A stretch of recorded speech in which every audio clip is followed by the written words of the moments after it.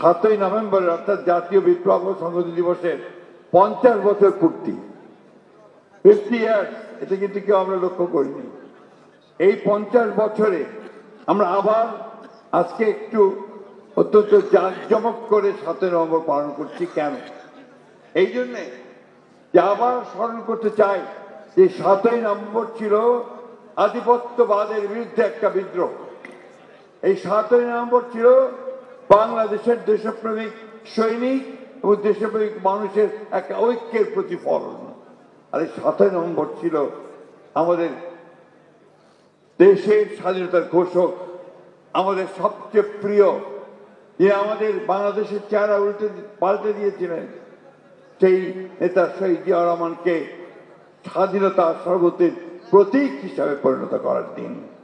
বন্ধুগণ, শহীদ জিয়া অতি অল্প সময়ে বাংলাদেশকে একটা সত্যিকার অর্থেই নতুন রাজনীতি দিয়েছিলেন। সেটা ছিল পলিটিক্স অফ রিকনসিলিয়েশন। কথাটা শুনলে অনেকেই আবার হয়তো বিভিন্নভাবে ব্যাখ্যা করতে পারেন, বাট পলিটিক্স অফ রিকনসিলিয়েশন আজকের দিনে এই মুহূর্তে সবচেয়ে প্রয়োজনীয় রাজনীতি বলে আমি মনে করি। একটা সংকট তৈরি হয়েছে, অপ্রয়োজনীয় সংকট, এটা কোনো প্রয়োজন ছিল না, অথচ এই সংকটটা তৈরি করা হয়েছে আমি মনে করি অত্যন্ত উদ্দেশ্যমূলকভাবে।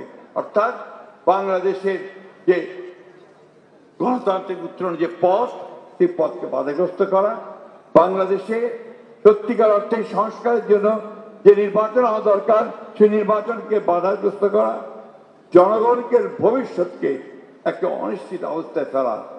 আসুন আজকে আমরা সবাই সেই জায়গা থেকে একমত হয়ে সবাই মিলেই ঐক্যবদ্ধভাবে সেই সমস্ত চক্রান্তকে রুখে দিয়ে বাংলাদেশকে সত্যিকার অর্থেই একটা গণতান্ত্রিক রাষ্ট্রে উত্তরণের পথকে সুগম করি দেশনায়ক, দেশনেতা আমাদের তারেক রহমানের নেতৃত্বে।